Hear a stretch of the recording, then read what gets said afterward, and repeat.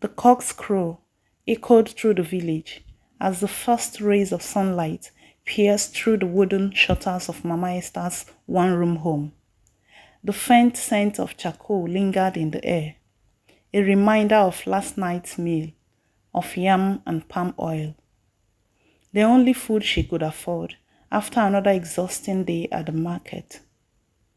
Mama Esther rose from her mat, tying her faded wrapper tightly around her waist.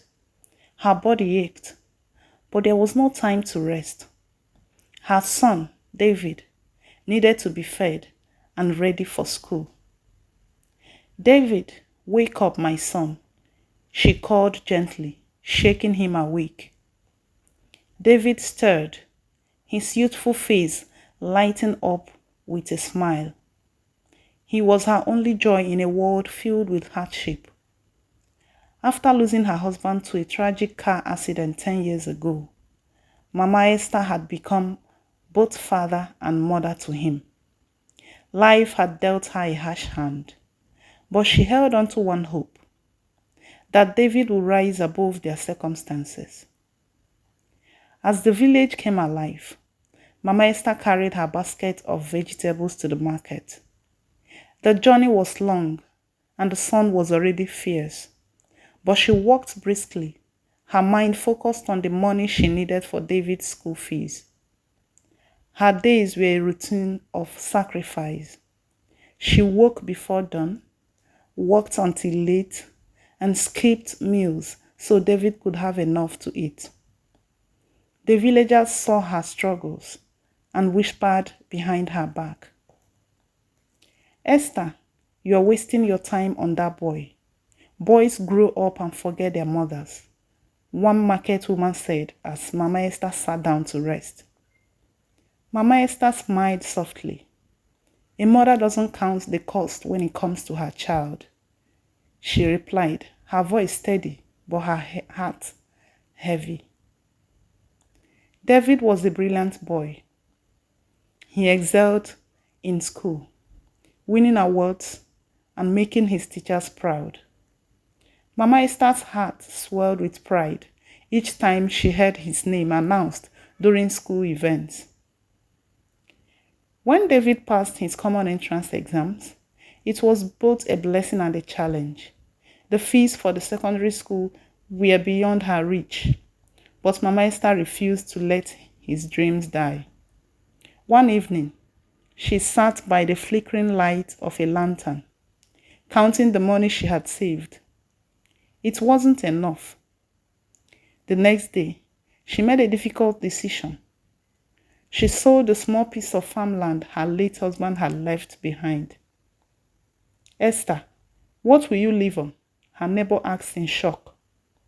"I will manage," she replied. "As long as David has a chance to succeed, I will manage." Years passed, and David's brilliance continued to shine. When he earned admission to a prestigious university in Lagos, Mama Esther wept tears of joy. She borrowed money from local traders, sold her best clothes, and even skipped medical treatment to ensure he had everything he needed.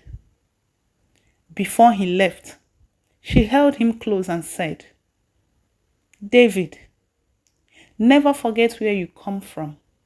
Stay humble and remember, all I do is for you."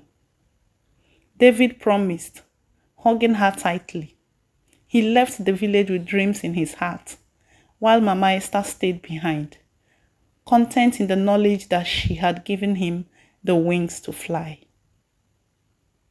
In Lagos, David's life changed. He was exposed to a world of luxury and ambition. His sharp mind and determination earned him a job at a top law firm after graduation.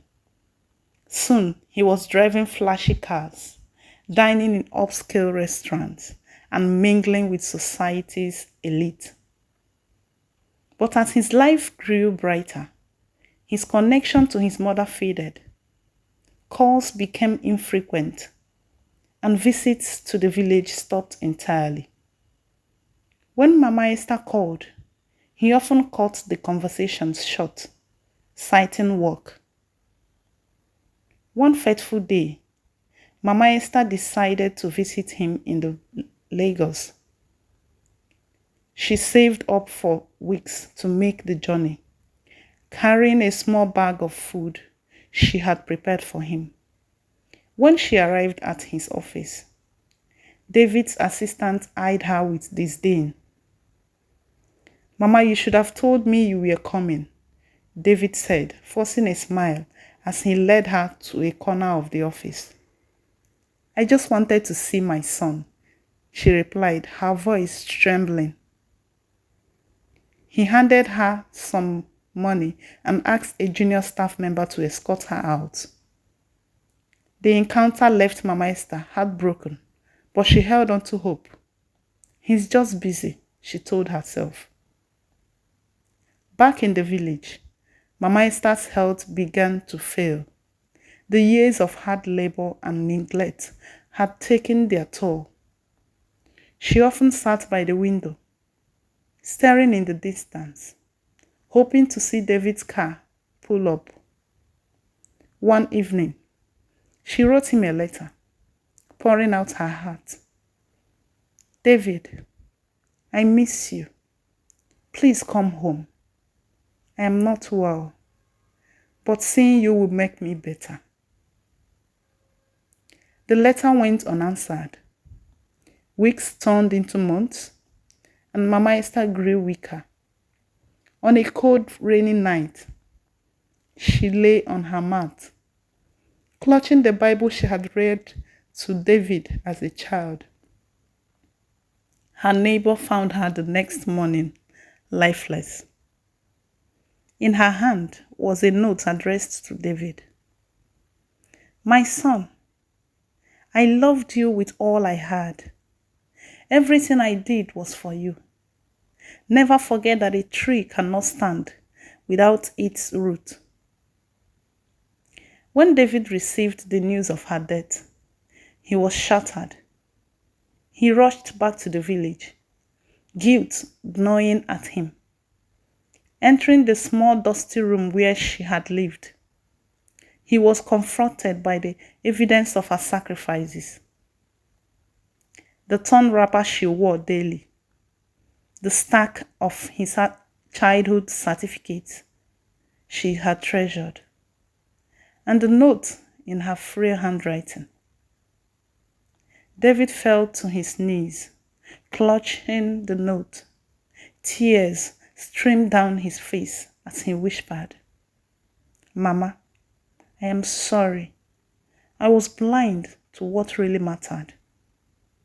He arranged a grand funeral for her, but the guilt remained. In her memory, he built a school in the village and dedicated his life to helping others like her. Though David went on to achieve great things, the absence of his mother remained a void in his life. Her story serves as a reminder of the unconditional love of parents and the dangers of forgetting one's root.